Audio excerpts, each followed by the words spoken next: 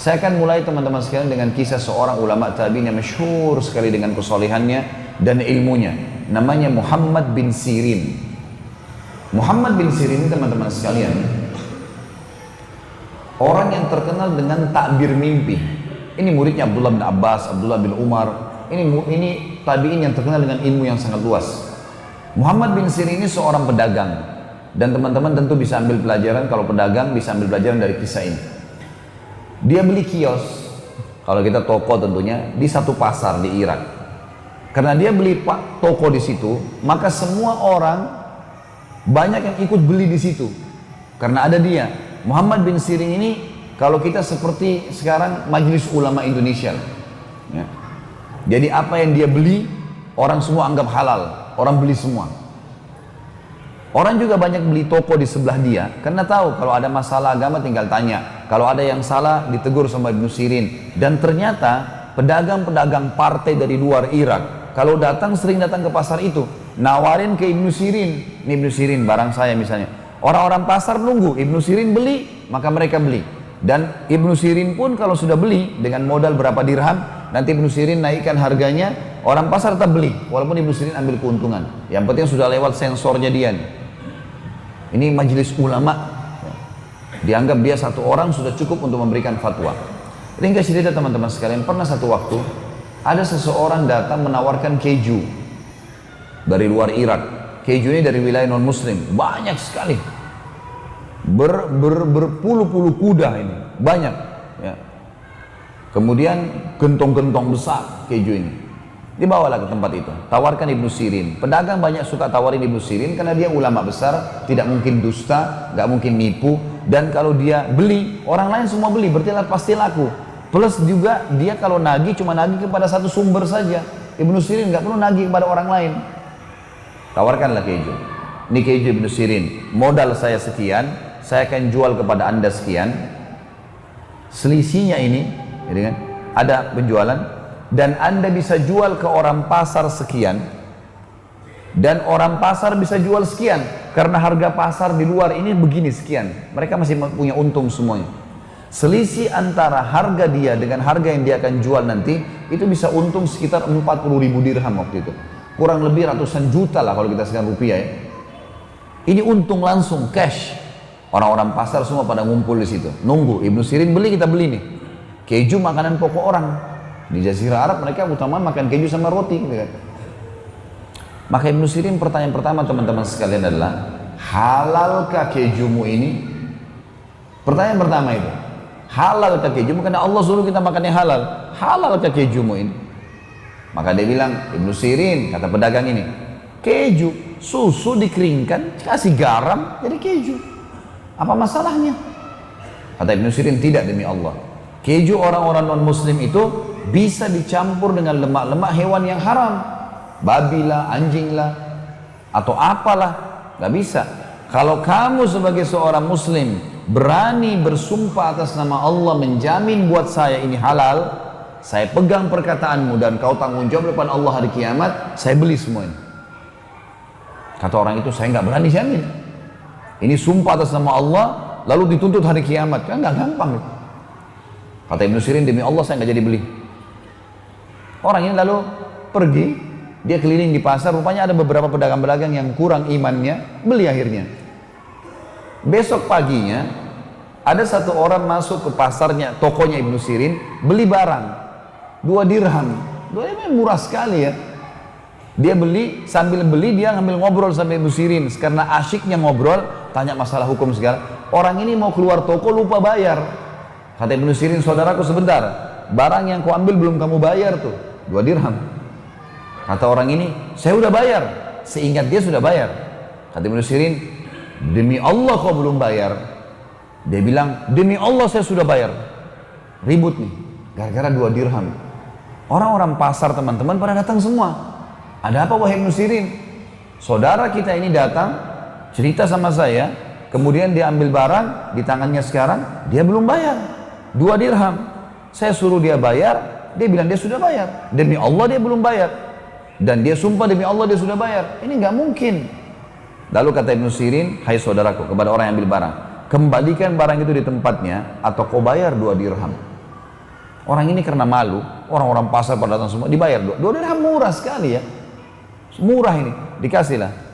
Setelah orang semua pergi, orang itu pergi, orang-orang pasar tanya, wahai Ibnu Sirin, ini saksi bahasan kita, wahai Ibnu Sirin, kami nggak bisa berpikir, nggak bisa nangkap ini, nggak connect nih. Kemarin Anda menolak 40.000 dirham karena syubhat, nggak jelas halal atau haram. Anda tinggalkan 40.000 dirham, ratusan juta. Sekarang Anda bersumpah atas nama Allah untuk 2 dirham, nggak connect nih. Gimana caranya? Berikan kami pemahaman.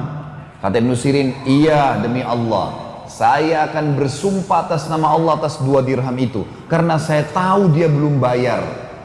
Berarti dia akan makan sesuatu yang haram, dan Allah akan hukum saya karena saya tahu dia belum bayar, serta dia juga akan dihukum sama Allah karena makan yang haram.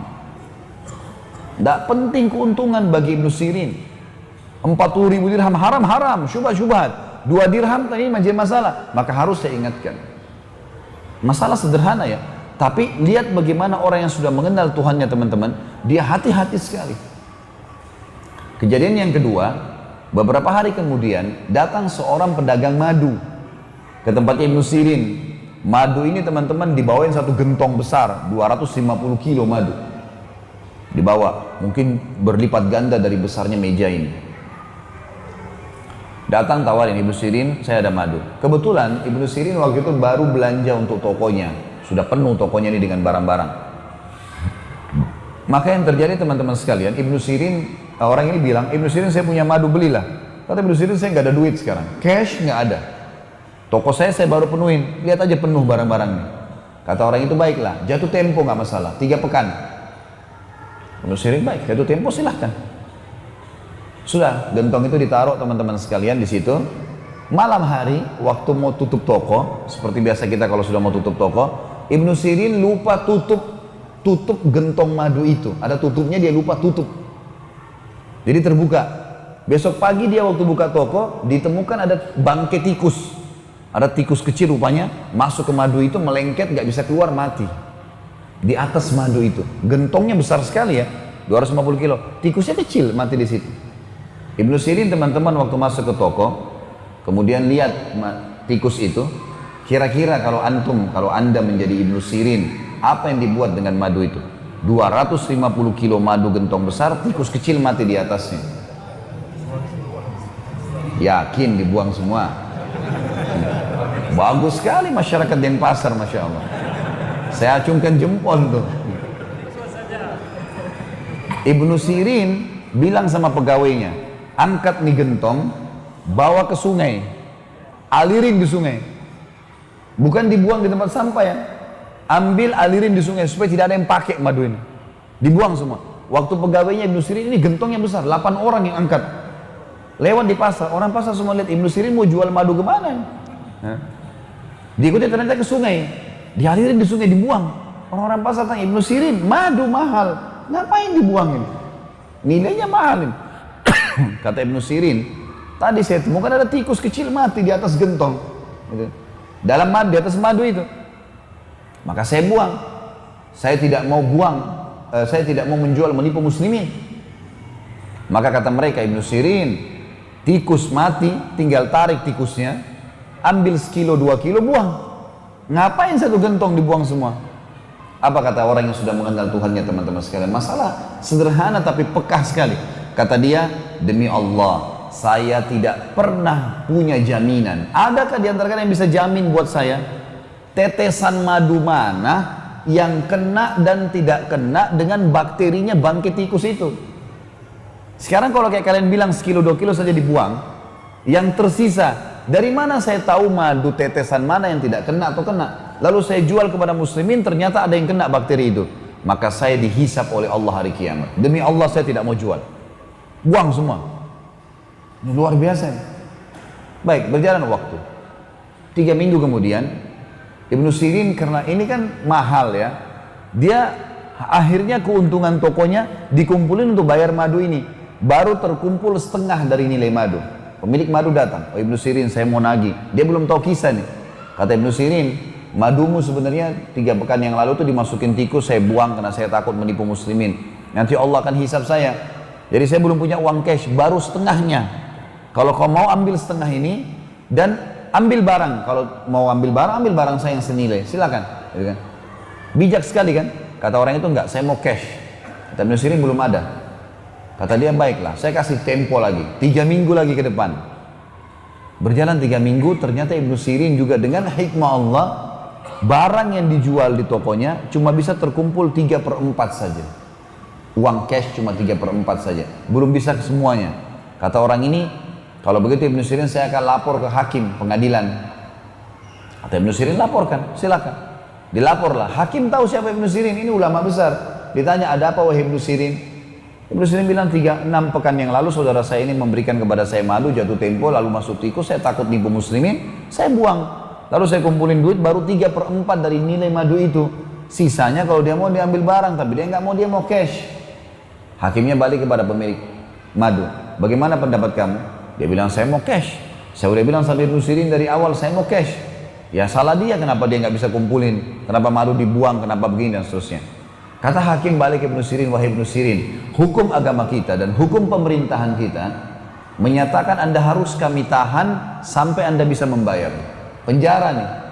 Kira-kira teman-teman kalau Anda di posisi Ibnu Sirin, mungkin kita merengek-rengek, maafin saya, nanti saya usahakan. Ibnu Sirin beda. Dia bilang penjarain saya pantas untuk dipenjara. Penjara saja. Udah masuk penjara. Penjaga penjaranya, kepala penjaga penjara teman-teman tahu Ibnu Sirin. Lalu dia datangi, dia mengatakan, Ibnu Sirin, saya ini kepala penjara. Semua yang masuk dan keluar di sini itu atas jaminan saya. Kalau saya ACC, kalau kita sekarang tanda tangan, izinkan, boleh keluar. Saya sekarang tanpa Anda minta, saya izinkan. Malam hari silakan pulang ke istri anak Anda, pagi datang lagi ke sini. Kira-kira kalau antum di posisi Ibnu Sirin, pulang atau tinggal di penjara?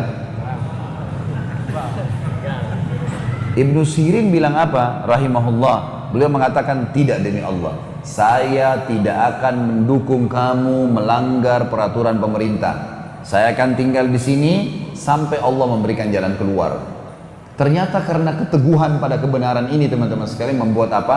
Tersebar berita satu Irak, Ibnu Sirin lagi hadapin masalah. Masyarakat muslim kumpulin duit.